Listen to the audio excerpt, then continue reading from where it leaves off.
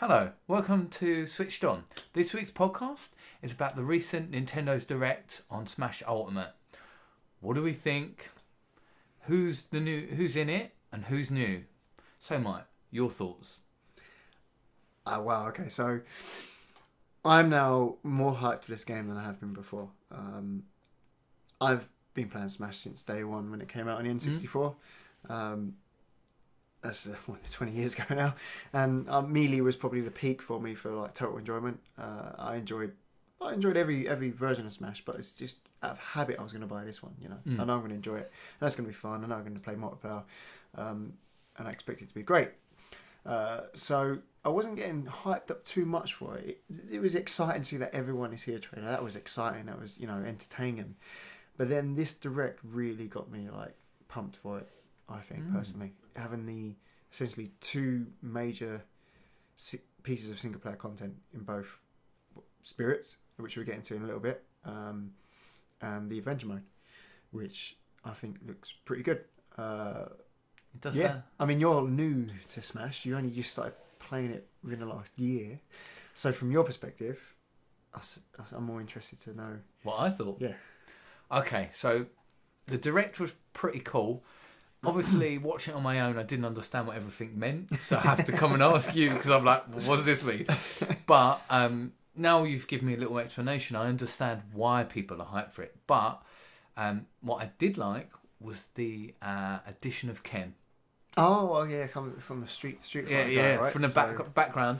He's faster than Ryu. Makes sense. It's like that Super Street Fighter. And they've taken it from original Street Fighter 2. That's where the character model's from. So I was like, ooh. Yeah. So they've gone for the whole Super Street Fighter. I think it was like Street Fighter 2 Turbo, wasn't it? That's it. Yeah. And I remember having this argument when I was a kid saying Ryu's a bit faster, but his attacks are a little bit weaker. But he's got the fire enabled like extra special. And it's good to see that they've done that. They've made that. And one thing we would say, which is good about Smash, is they could easily add. I mean, they kind of have added these Echo Fighters as new fighters, but they call them Echo Fighters. They're not hiding away from the fact that the moveset's very similar, but they've changed them enough that they're not just a skin. Ken is different from Ryu, his Hadouken slightly different, his speed is slightly different. He's probably going to be a bit weak and a bit more lighter to fling around, which makes the balance there. Oh, yeah. But I like that. That goes to show they're giving that extra care, that fan service, as it were, to all these games. Ken was expected, though. Like, I fully expected Ken, like...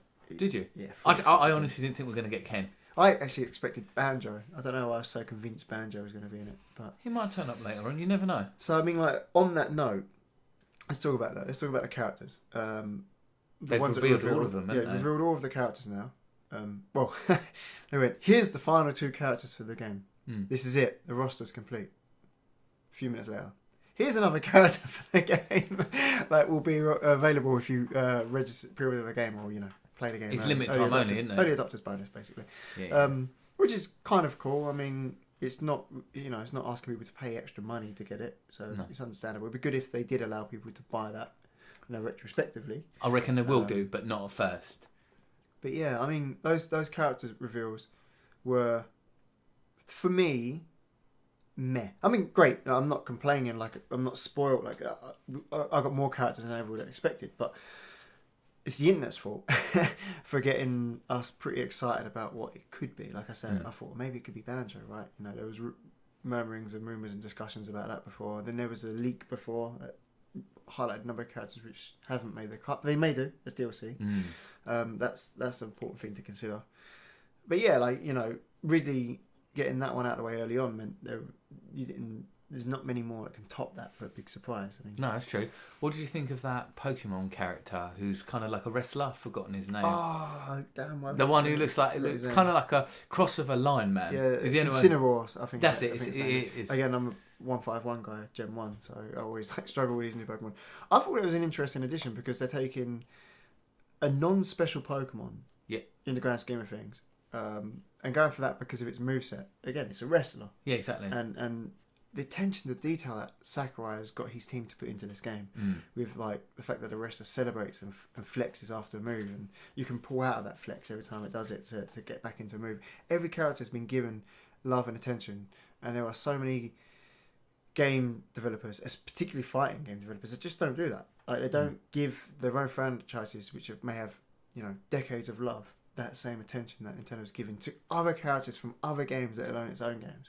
But something I've noticed with this generation of games and consoles on the Switch, they're not just doing, this is your game, this is what you're going to get. From Nintendo, you mean? Yeah, especially this generation, they've added more and more. Like, for example, for me being a new Smash Time player, New Smash Time. Smash Time. I like that. Yeah, I'm going to call it Smash Time because that's essentially what it's going to be. But I'm a new player, and they're like, here's how it originally starts off. So it's like the 64. So I think they're trying to. With the original, like yeah. They're trying to give you original experience, so that you use all the characters, and because of the way the newer sets work, like you've obviously got the spirits, and you can chop and change them, which I thought that's a bit mad. I didn't really know how to take that because I don't have a baseline for me personally to take it from. So I guess for me, starting off as basic as you can, okay, I played it a little bit, but not to the content where I'm like,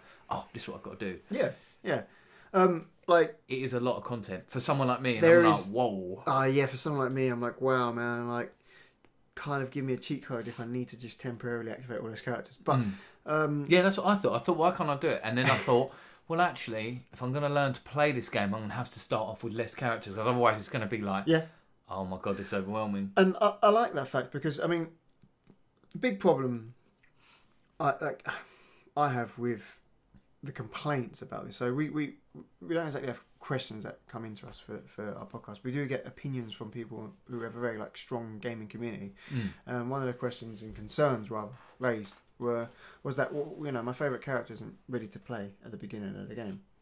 Well, there's 74 characters. The whole point is you don't have to pick one character out of that game. You can have fun. It's a game designed for you to pick multiple characters, try different things out, explore. And then when you earn that character, you're going to feel satisfied for doing so. What I was really interested, going a little bit more into the mix of the spirits, is that they have the giant robots. I've forgotten their name, from Zelda, Breath of the Wild. Oh yeah. And I was like, I only saw that right near the end. Yeah, the Guardians, that's it. And I was like, you can add that. And things like that, now you've explained a little bit more to me, I understand why and how it works. And for a new player, this is probably what they need. It's absolutely insane the amount of content this game has when you consider what it is, right? Like, let's just rewind 10 years and what a fighting game meant. A fighting game meant, cool, you've got maybe 12 characters and some DLC gives you another 6 more. Maybe that if a game's pushing it, like, Marvel v Capcom back in the day, Marvel v Capcom 2, it's like, wow, look at all those characters. Actually, Mortal Kombat 3 Ultimate, I think it's 3 Ultimate, but the PlayStation 1 had all 3. Yeah, but it's still there's about 2 dozen at most, right? Like 2 dozen characters. Yeah, I think it's about 30 odd characters, which is quite insane when you think about, if you put, you give someone a game and you give them 30 characters to start, you're kind of like, what? Yeah, but it's a bit overwhelming. But not just the fact that they've given you all these characters in a fighting game. They've taken a fighting game and they've gone, cool, here's a whole meta game inside it. You get spirits. Spirits allow you to customize your characters. Maybe they can receive less fall damage, or they don't fly as far, or they're heavier, or they're faster. And each spirit is you can equip 3, and each one of those counteract the other ones in terms of attack is strong against grab is strong against defense, strong against grab. And then you got the idea of leveling up those spirits, because it's like an RPG mechanic involved. Almost like Pokemon, you have to collect them all, level them up. Then you trade those spirits in and combine them to make new spirits. It's insane. And that would have been enough of probably a solo campaign for the average fighting game. And then they come out with the adventure mode. And, I want to touch on... You say an adventure or Avenger? Avengers. Well... yeah, I know what you mean. And they're all gone, right? But, yeah. I mean, there's an interpretation here that it's not going to be as story heavy in terms of cutscenes, right? And that would be a little bit disappointing, but I get how much work that would take. I mean, I say disappointing only in the sense that, well, I've got so much already. But if you look at the way the game's designed, it's a top overview of an RPG. So you're getting a fighting game, an RPG, and then elements of Pokemon thrown in as well. So basically, it's like 3 or 4 games shoved into one genre, which is exactly what they did with Zelda. They started crossing genres. Well, and they technically started to kind of do that a little bit with Mario. So you wasn't part of the Smash Brothers You wasn't part of you wasn't a Smash Brother player. No, I've never it came been. out on the Wii, right? And the Wii had a mode called Subspace Emissary, and it was brilliant for the story. It had all these cutscenes. They integrated all these characters together, and it was really engaging. Like I think most like how do you make a story about all these different characters from all these different places? And it worked. But I mean, while I enjoyed the side-scrolling game that they built into that, because I mean you can. The game in its own nature is just, side-on view game with jumping and forward and backwards movement. Yeah. It wasn't that engaging. It's kind of a shame to see that go. But then they've kind of brought ahead this much more interesting, I think, overall sort of way of connecting the story together. Like you say, like an RPG, like you get Lapras, like we do in Pokemon. Do you know what? It looks like a digital board game. That's what it looks like. Well, it reminds me of like it's like it's like an adventure game, right? Like you go here, you get this that allows you to unlock that. That's exactly what I thought when I saw it. I was like, okay, that looks actually pretty good. I think for someone, because I'm not going to go straight online and start trying to battle people because I'll just get destroyed. I need to learn a game's mechanics, and I have struggled a little bit with Smash because I'm not used to jumping. Because I'm used to being on the ground and trying to counteract someone who's jumping at me. And it is a very different experience. And you have to think in a different way. Well, you've been playing me mostly, unfortunately, where I was like, really good at melee. Melee. And that, for me, was like probably the pinnacle of skill until the Wii U one came out. Like, it's fast, it's quick, it's brutal. So I spent many years playing that on GameCube, even through to when the Wii version was out almost. Okay. So you're playing someone who's understood those mechanics. I've been playing Smash since 64. Right? I've grown with the franchise as it's got faster and more complicated as they introduced Smash Balls, and it's got megas in there and stuff like that. You've come in straight in at the end, and it's just 100-mile-per-hour game. It's not exactly slow. It's not pick up and play. It is pick up and play. Anyone can play, but it's not pick up and win nice and easy, right? No, so, it isn't. And you have to explore your characters. What characters are good for you? Like, I'm just stubborn. I stick with Captain Falcon quite a lot, and I wonder if Captain Falcon will be different if, say, the spirits and someone else has something like Link and they can put the same speed as Captain Falcon. Yeah, right. So that's an interesting concept to consider. This is what makes spirits alone, even if you have to collect them, make this whole meta game inside Smash. It's going to have hidden mechanics in it, like Mario Kart. Oh, it's going to be so good. And we're going to end up finding out about them and go, You touched on a good point earlier about like how Nintendo have given us so much more than we expected with the games that they have brought out. I mean, Zelda was reimagining that franchise. I mean, that franchise is no longer the same as it once was. I miss that fact, but it's still an 10 out of 10 incredible game. One of the best. What made me laugh was I was chatting to someone who's playing people we know play a lot of Red Dead, and I asked them, "Can you climb anything?" So my first instinct was like, "Oh, is everything climbable?" Expecting go to right, and it's like, oh no, and I was like, what? And I'm like, but it's been done like over a year ago. I'm like, why is this not in every game? I mean, that's kind of like I would love to have a discussion about like Red Dead Redemption at some point, but I mean, you look at Super Mario Odyssey, right? I mean, that was the Mario game we always wanted, and again, a whole lot more. Yeah, exactly. Let's chuck in the whole of the Mushroom Kingdom that you remember from Mario 64 as an extra world. Let's give you more moons than you can imagine. Some of them are really easy to find, but I stand by the fact that they push you in the right direction so you can explore a bit better. But Mario Kart 8 was just a port, but as far as ports go, it was really had a lot of adding. Yeah. For like, you had all the DLC, so that's more than you expected, but they didn't expect you to pay for it, and then just said, hey, free online, and let you pretty much play it for a whole year. I'd say Mario Kart, 8 in its original inception was pushing the boundaries of what Mario Kart was as well, with the no gravity going upside down. I mean, I know they brought in the ability to flying on underwater before, but having that zero gravity, that F-Zero feel to it almost, if you like, that was great for that. You got Mario Party brought it back to what we know and love, whether people love or hate that's one thing or another. Mario Tennis tried.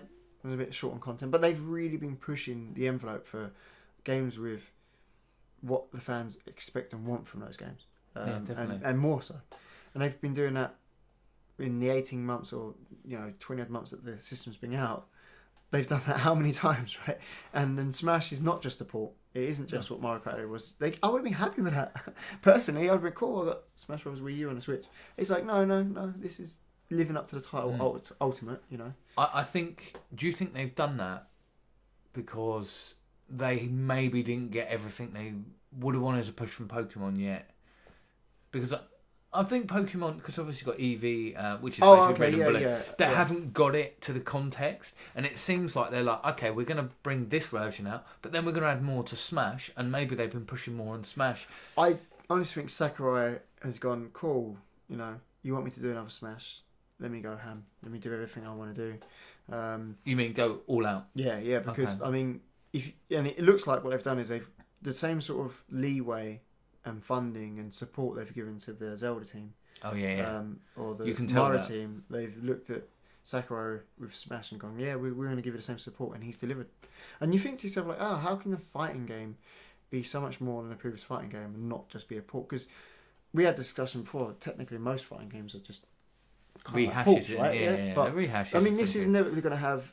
You know, it's going to be the case. A lot of the character models have been used before, but that's allowed him to then move forward in other ways with the game. With the attention to detail, the subtle differences. Don't you think if you're going to use a character set, you're not only giving the fans what they want, but then you can go, oh, and we're going to do this. So as soon as you've added like frees up resources, doesn't it? Yeah, you just turn around. So you know what, you've got a basic plan, but you couldn't do that with Zelda. Zelda, like if you go compare like Zelda to the other one, Sword, right? Yeah, it's completely different. More or less rebuilt the game from the ground up. I mean, exactly. A lot of the times the mechanics were rehashed from previous games one way or another. But that game is not. I think moving forward we'll see that. Like if there is another Zelda, and not in a bad way, if there's another Zelda game, go, cool, we've got this amazing physics engine, why not just reuse it? And that's how most good game design is done, right? I mean, how many games use Half-Life Source Engine, right? Or how many games use their, like, you know, sports games use their previous engines and things like that. I think a lot of the reason why it's been successful and the reason why they've got to do what they've got is because they're using engines that are built, that are solid engines. Ground up for the system as well. Yeah, right? yeah, like, exactly. To the metal. Yeah, exactly. Like and they're adapting them because it's a Linux-based system, it's NVIDIA, and I think this is kind of like, the best way to describe it is like when everything's all come together, like the NVIDIA cards, like the 10 series. The price was good, the performance was sick, the power rating was good.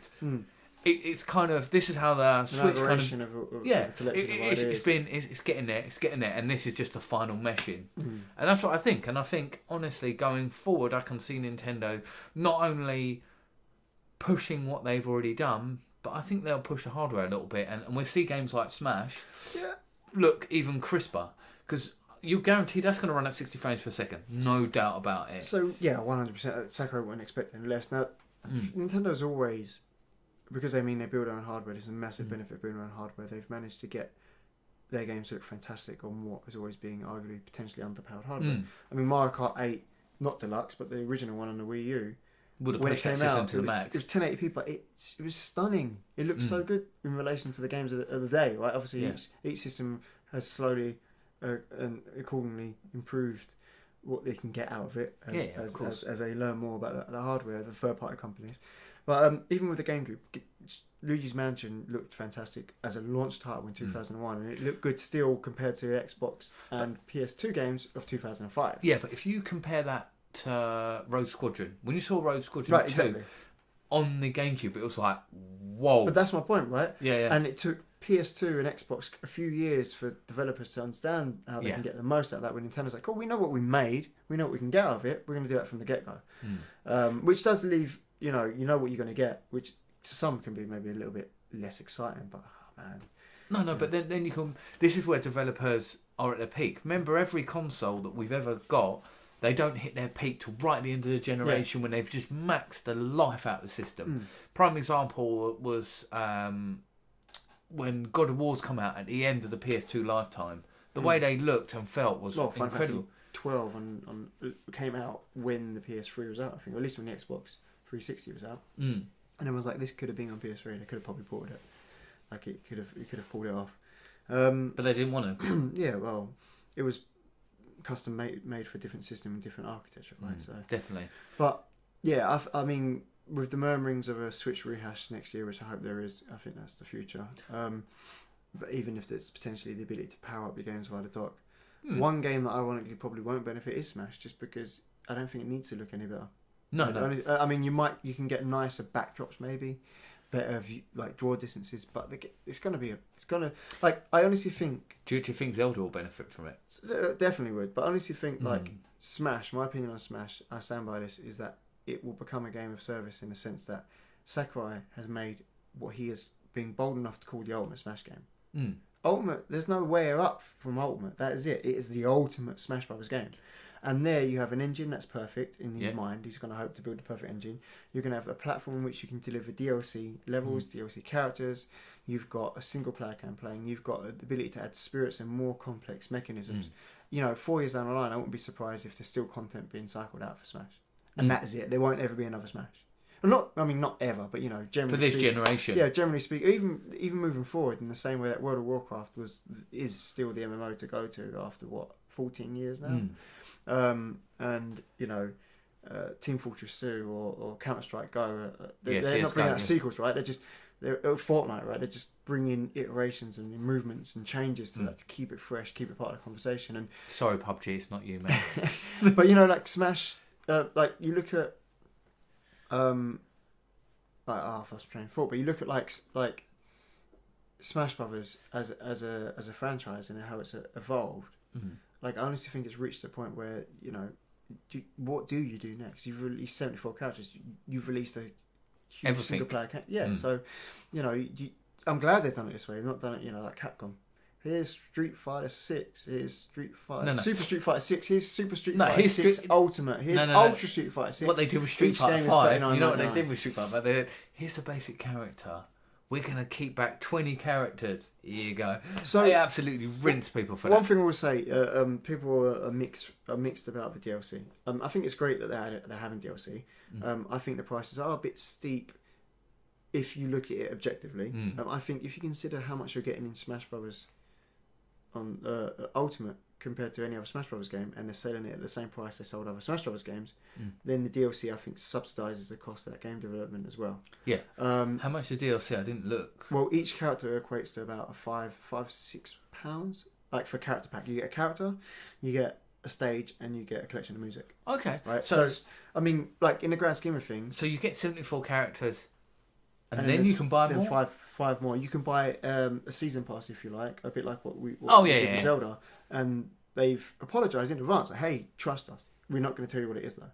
So it gives people the option. Do you trust Nintendo? Like someone like me, I'm like, yeah, I do. Am I going to buy the DLC pass? Probably not, just because I think like forking out that much for a game up front is already one thing.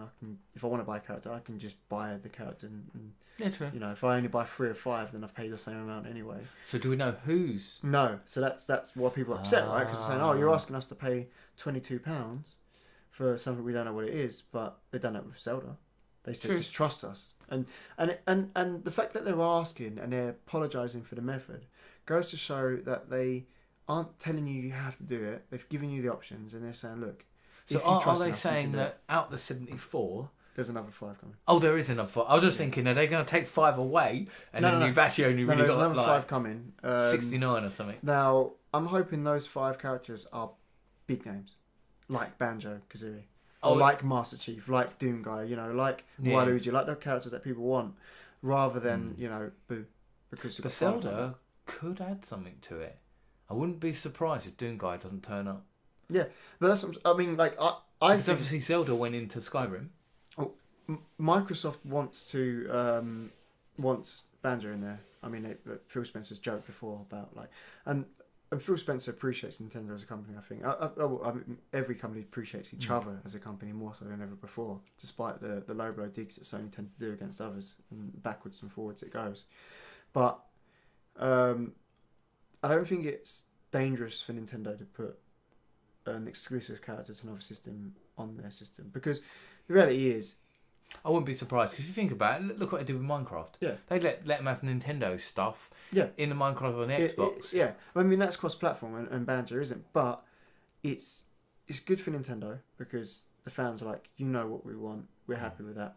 they're not going to go elsewhere to play Banjo. There's not going to be an advert for Banjo. They go, oh, now I want to play Banjo. I mean, to an extent it will be, but not in a minuscule amount. Most people who are aware of Banjo and appreciate Banjo, if they hear a Banjo game's coming out on another system, they're not going to use Smash Brothers as an incentive to buy it, right? Yeah, they're going to want to play it either way. And Microsoft benefits because it's their property and it's a connection with them. And also, everyone goes, Imagine well, Banjo Microsoft and Crash. Well, Crash would be perfect for Smash, right? That's exactly what I was thinking. His moveset is pretty much in place. I wanted Rayman. I still think Rayman's going to be great. Like, he's got the... I've not really got into Rayman. Like, Rayman, the 2D Rayman 1, like, or even, I suppose, new Rayman's a 2D, but you punch, you charge it up, he punches further. He's up and B as a comeback move. It's like a helicopter spin that lets him glide, right? It just works. His animation set is there, ready to be taken. I'd like him to be based on the older Rayman. But, you can speculate all day long. There are still characters you can put, Lara Croft could be in it, right? Nathan Drake could be in it. Like, technically, the way they've designed this game is any character can be in it, because if a potted plant can be in it, yeah, true, as well as Solid Snake, anybody can be in it. And some characters are more iconic than others. That's why Snake and Cloud are in this when the other characters aren't, and rightly so. But Master Chief is an iconic character. I know he's exclusive, but hey, he's an iconic character. There's so much possibility, and they say 5 packs scheduled through to 2020 roughly, so over the next year and a bit. And who's to say until 2022 you don't get another 5 characters? Yeah, true. That's when they announced Bayonetta. That's when they announced Cloud. They were in DLC, so who knows? Okay, fair enough. Yeah. We shall see. It's weird though, because the last Smash Bros. Game that came out was on the Wii U. And it wasn't called Smash 4, it's just called Smash for the Wii U, Smash for the 3DS, and it went portable. And it was like, Smash Bros. Is portable. And it wasn't kind of, for me, on the right platform for it. It's great to have it, again, not to complain, better to have it than not. But now, the home system that you've got it on is the system you can take on the go, which just goes to show how great the Switch is. Like, I've got Smash 5 on my home console, and I've got my home console in my bag with me on a plane. Like, yeah, I mean, yeah, it's absolutely crazy. I'll just take it to work and play it. Do you know how much time changes, right? Yeah, like, exactly. We can go to work now and have a quick brawl, right? Yeah. So, we'll round it off just one last time with what if you could pick any character to be in Smash. Any character is, but it can only be that one character, and there would never be another character added. Who would it be? If we could have any character, but that's it. No more characters ever. So you can't go, I hope this character comes later. It's got to be one character only. Oh, I've got an idea. From a completely different franchise. I would have to have. I've forgotten his name, but he's a Soul Reaver. And it began. I forgot. What, Legacy Kane? Yeah, Legacy Kane. Yeah. Aziel is something. Iziel. Eal ends in that. Yeah. Yeah, you know who I mean. Raziel, I think is it. Raziel. Raziel? Yeah, something like that. Yeah. I think it's Raziel. I'd have him. Really cool. Because he can float. I think that franchise is coming back. I think it's on the cusp of being. Mate, that's such a beautiful needs franchise. Needs to happen. It's a great.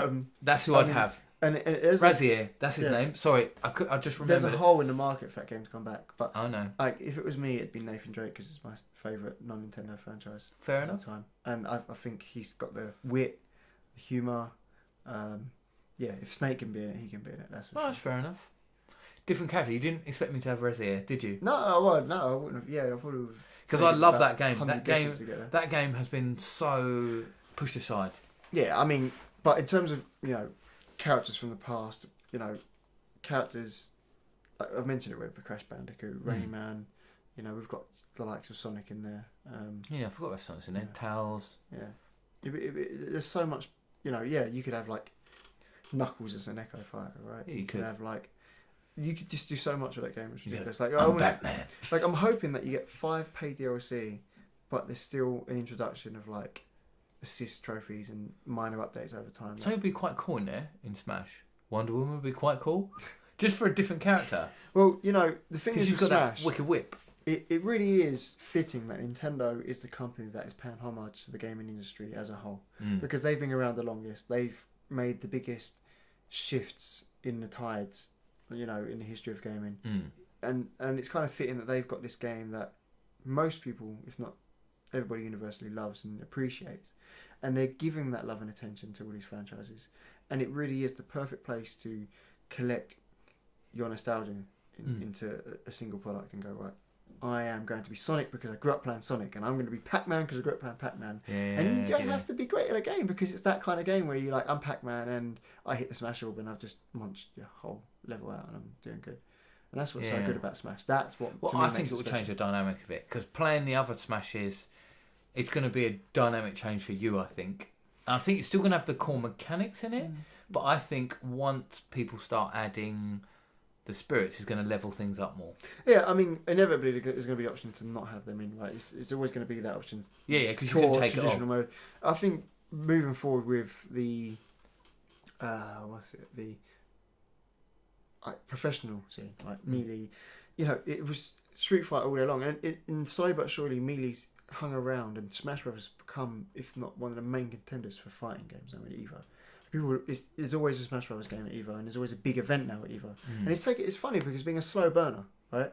But it's risen to the top ends. And this game, I think Sakurai's hoping, is the one that pushes the rest away. And it's like, this is the one you play.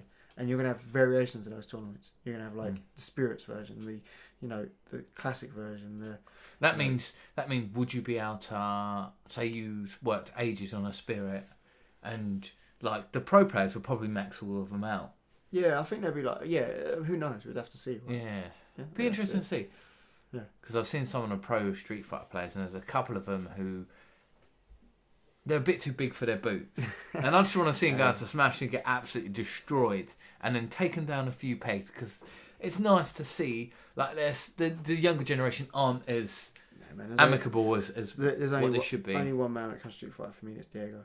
Mm. I think that's his name. It's been a while. So, yeah. I know what you mean. I 2000 don't know. I think it was 2004 EVO. Oh, the one where he just blocks every frame from Chun-Li and then just kills it. I think that was the moment pro gaming became a thing. But Yeah. Massively digressing. I think we should wrap it up now. Yeah, man. It's a good been, podcast. It's been a bit of a ramble, but Smash, and the fact that Smash is every game in one, can do that to you. Yeah. This has been Podcast 22. Stay switched on.